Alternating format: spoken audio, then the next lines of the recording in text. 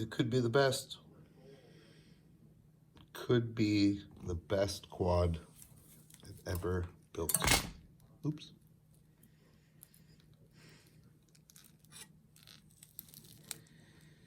Send it, bitches.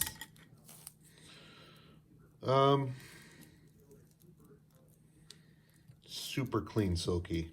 Oh yeah, there was no need to add flow to the cap.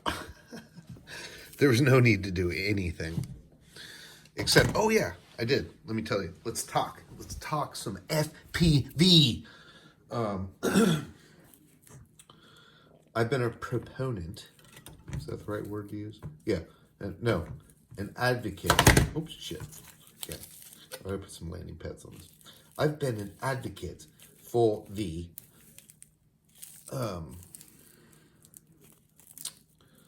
4.2 beta flight development.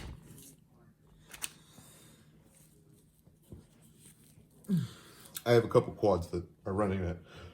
So I figured with this new Silky, since I have the exact same stack running 4.1 on my Apex Impulse 6S build, let's do this 6S build with the 4.2 so we can compare.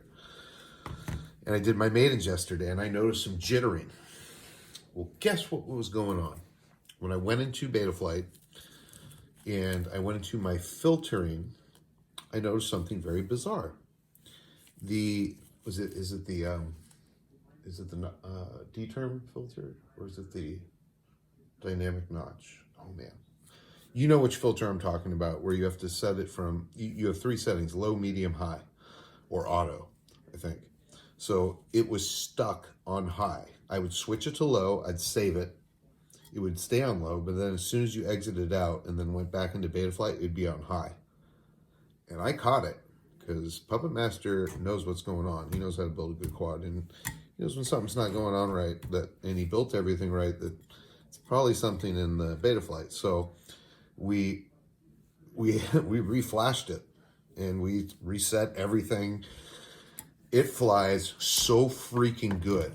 So we reflashed it with Betaflight 4.1.3 and that solved the issue. We can now set the filters exactly how they're supposed to be for optimum performance with RPM filtering in Betaflight 4.1. And what a difference it made. So I have my filter setting to low, okay? And then I have, we could go through all the settings. They're basically, no, I don't need to go through them all. Watch Joshua Bardwell's, there you go, JB, here's a plug, another plug. Joshua Bardwell's 4.1 RPM filtering video. Do exactly what he shows you to do. Exactly. And then drop the filter slide bars all the way. Now this, hold on. Now, this is the, both of these quads have the sliders completely all the way over, okay? And with the proper adjustments, I set my harmonics on 2 on most of them, but this one I did leave on 3, which that will be the only adjustment to his video. He'll tell you to set the harmonics to 1, just leave it on 3, or try 2 if you want. That's what I like on a lot of my quads. Anyways, back to this. Silky build. Wow. Tommy, tip of the cap. These are some phenomenal motors. And smoothness is what you get with these. So I made that adjustment to Betaflight, reflashed it, reset up everything, put the tune where I remember had the Silky, the last one that I lost, best where it was, and went out and flew it today. And I'll just attach this flight footage to the end of this video and you guys can be the judge. I think there's just 2 packs, but oh my God, I get so long flights. It's like 9 minutes of flight footage off of just 2 flight posts. Because 6S packs, and I'm not even talking 1300, just 1050 6S packs on Tommy's, on a one of my most well-built quads. The Astro X Silky, this thing is so light. Like, if I just compare it to this, this is still, you know, Apex Impulse, because it does have 6 mil. It has much thicker arms. Can I show you guys that comparison? Yeah, look how much thicker the arms are on the, and it has all these 3D printed garbage on it and shit. So, but I love this frame, and I'm not trying to knock it at all. This is flies incredible on 6S. But this quad with Tommy's motors, I'm gonna have to have a quad off. I don't know. I mean, these two 6S freestyle quads with Crossfire, it's just phenomenal. And I'm literally running the same VTX, just, it's like, here's the Lumineer version, right? And here's the Maytech version. It's the same small, it's a great VTX. And the smart audio works perfect, and it's just, it only goes up to 500 or 600 milliwatts, but literally I can go a mile and a half, 2 miles out before I even get any breakup. So it's pretty good VTX. Yeah, I'm just, oh, and then these props, right? The whole reason I picked them is, look, with Tommy's motors, they have this nice green profile on the top of the, you know, on the head of the motors. And then this kind of gunmetal gray.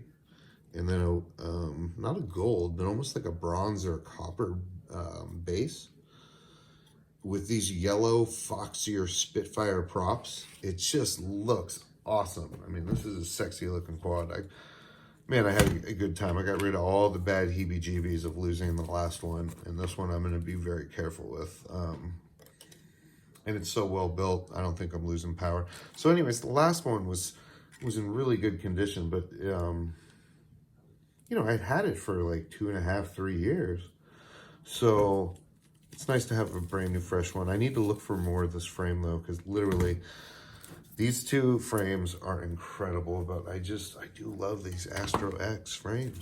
Or maybe I'll try like the other styles of them, but this Silky, the amount of room that you have in it. See, this is more of a slam profile, so it has different flight characteristics, and it's really good. This one is more of like an alien. It is the alien. It's just been using the best carbon and screws and standoffs available. Look at that, it's pretty. So yeah, oh, and then I also flew, you know, my other favorite motors are these. So it's a toss-up right now between these Apex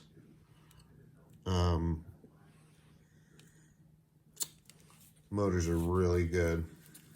That's what I had on the Silky I lost, purple set. So I've been running with my 6-inch, 5.5 inch Cyclone props that I completely forgot I had, and like from a while back. And they're not too stiff, you know. What's an old prop? So, I mean, these are plastic props. So if they're sitting in an air-sealed bag, like you've never opened them, I figure they're kind of like tennis balls. They'll be good for a long time. Now, if you open the bag or you use them some and then put them back in, they're going to have quite a bit more weathering or effect, you know, degradation effect. But this quad is also, I'm having so much fun with, because it's a flow. Kebab got it right with this one, man. I don't know, I haven't tried the glide or anything because this frame's been so bulletproof for me. It's a 6-inch flow ride frame with these beautiful Apex 6S motors, and I put a Mamba stack. The only issue I'm having, so here, let me ask for help from someone. I'm getting zero, and I thought I was in the beginning, I thought it just disappeared, it's just stopped working, but maybe I'm going crazy. Maybe I just need to reflash it. I'm getting no current draw. And you know, it's a stack, it's a Mamba stack, so it just plugged into itself. Everything should be working fine. But on the OSD, I have it set to show me the milliamp current draw, because it's like one of the best ways I tell to land. I don't bother looking at the stupid battery current most of the time. I just look up and say, oh, I've used 650 milliamps, it's time to land. You know, it's a 1050 pack, that's right around where I need to land. This one doesn't show any of the milliamp draw. I get the battery voltage, which is, it's so bizarre, right? I'm getting the battery voltage and the other shit, but I'm not getting any milliamp draw, even with it set up in the OSD. When I land, it just says 0, you know? It's really annoying, and I don't know why. So, if anyone can help me fix that.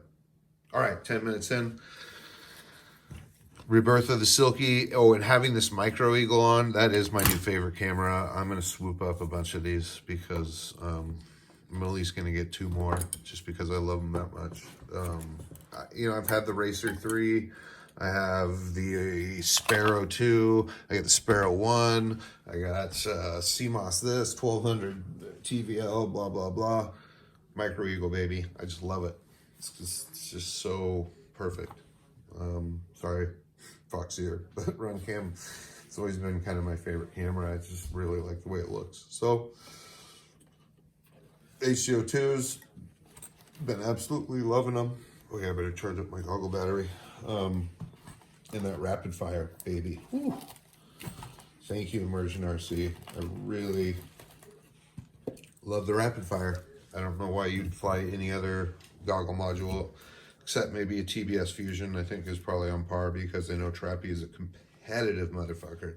And that guy, even though I hate the customer services of his company, everything else is just freaking another level. So I know the Fusion would be, if I didn't have a rapid fire, I would have a Fusion. If I get a second pair of goggles, I'm going to get a TBS Fusion and put it in. So yeah, and I'm probably going to get a Tango 2 Pro because I love my DX8, but to get the IX12, that's, you know, $650, basically a $700 investment as opposed to a $200 investment for the Tango 2.